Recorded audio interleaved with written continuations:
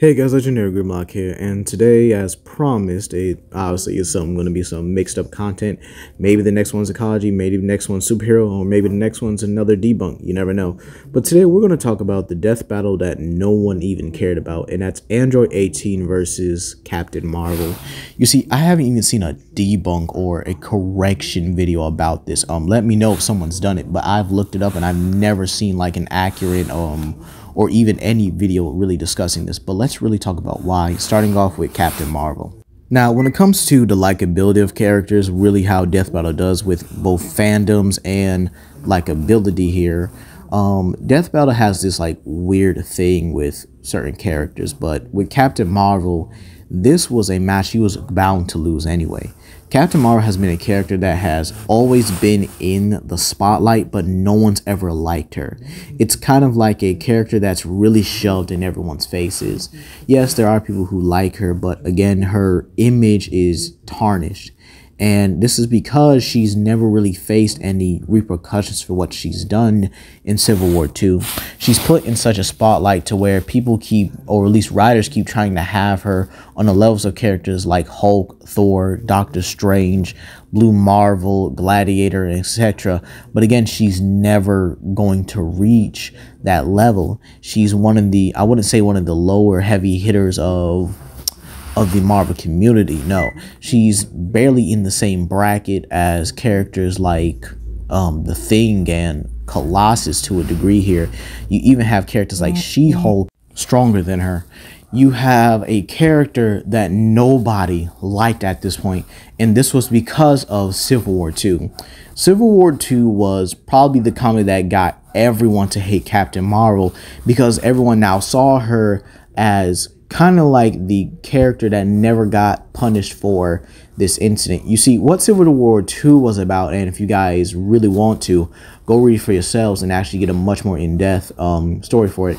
This was about a mutant that pretty much had a sorry, not a mutant, an inhuman that had the ability to see into the future and even told Carol that the events were possibilities, meaning there's a 50% chance they could happen, but also a 50% chance they couldn't happen.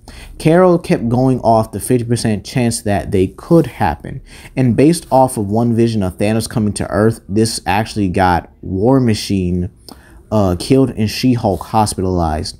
It even went so far as to pretty much arrest people before they did the crime or before they were even capable of doing it.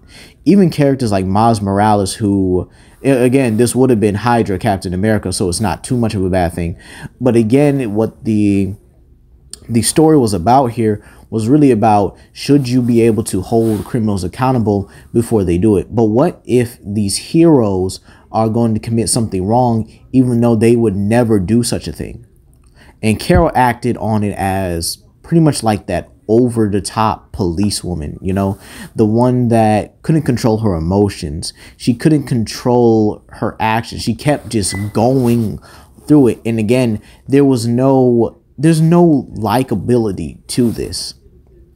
And again, she was responsible for injuring Cap here. All she had to do was really let Miles go. But no, she would have arrested him anyway. Now, again, goes back to what I said earlier. She got War Machine killed. She didn't inform the other heroes that Thanos was coming to Earth, and she decided that she's going to take her own strike team of pretty much some of the most underutilized heavy hitters, with the only heavy hitter there being like Blue Marvel, or any, you know, the only relative heavy hitter being Blue Marvel.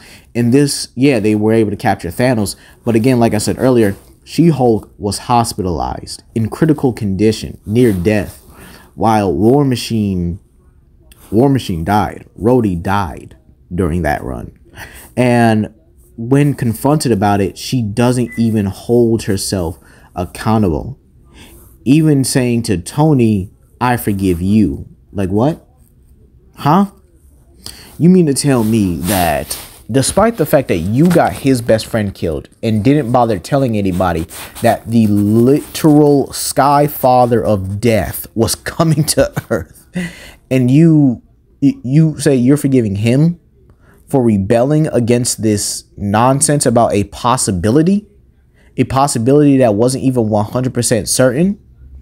And the thing is, she never faced repercussions for this. And again, the real thing is, no one in the fandom even liked her when she first appeared.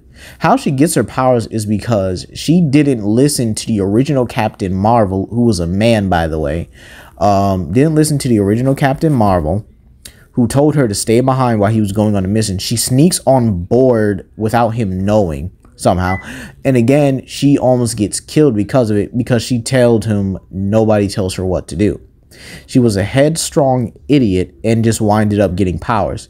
And even then, when getting those powers, she was made into, well, she was made into a object that kind of was made for boys to really get into comics, because they wanted more, I guess you could say, more male readers reading comics, I guess, at that time.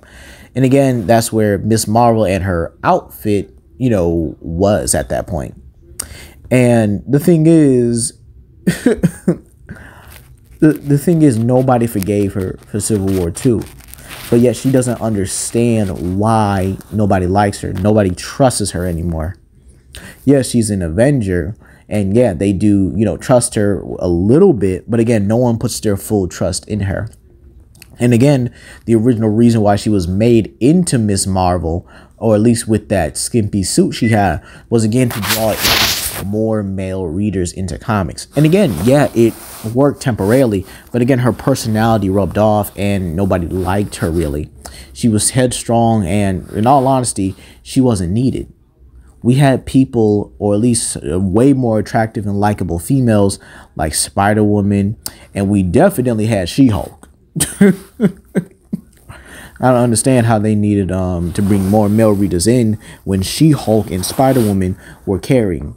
You also had Tigra, Storm, Invisible Woman. You had Valkyrie, Thundra. You had a lot of characters that were way more likable than Carol, that had a lot more S appeal than her.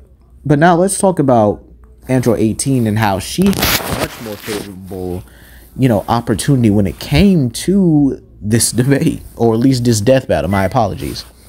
But the thing about it is, Android 18, even though her scaling was just as ridiculous as Captain Marvel, again, she had a lot more favor. She's a likable female character. She's not a headstrong female character. She's intelligent. She's beautiful, obviously. She's pretty. You know, she has a lot of appeal to her. And again, the thing is, they were also using Xenoverse scaling for her, giving her her Xenoverse 2 energy absorption ability, or Xenoverse 1 energy absorption ability, whichever one it was.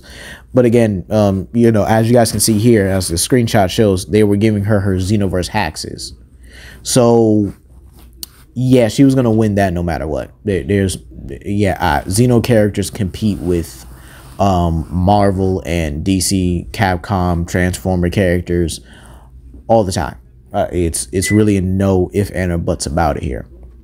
But again, Android 18 had a lot more going for her, especially with her having a much more positive fandom. She's not a feminist like character. She's a positive female character and stuff like that. But again, this comes back to why nobody cared about this death battle. Captain Marvel is just an unlikable character. I mean, she really is. You even see her in the movie, she's arrogant. And again, the only reason why the movie actually works, the first Captain Marvel movie, by the way, because I'm hearing that the second one's not doing so hot. Let me know down below if that's actually true. But again, the reason why nobody cared about this death battle was really because of Captain Marvel. People watched it, yeah, but again, nobody cared to really debunk it or see if it was accurate or not, because people really just hated Captain Marvel. I know probably people made shorts about it, but again, I really haven't seen any. So please, by any means, send me some through the comment section or whatever. But at the end of the day here, you guys, the reason why I really believe no one really cared for this death battle, or no one really even, you know, bothered doing any, like, I guess you could say research for it, was really because of, you know, Captain Marvel and her unlikability. But anyway, that's going to be all for today, you guys. Please comment down below, like and subscribe and share with your friends. This is Legendary Grimlock, and I hope you guys have a blessed day. Peace.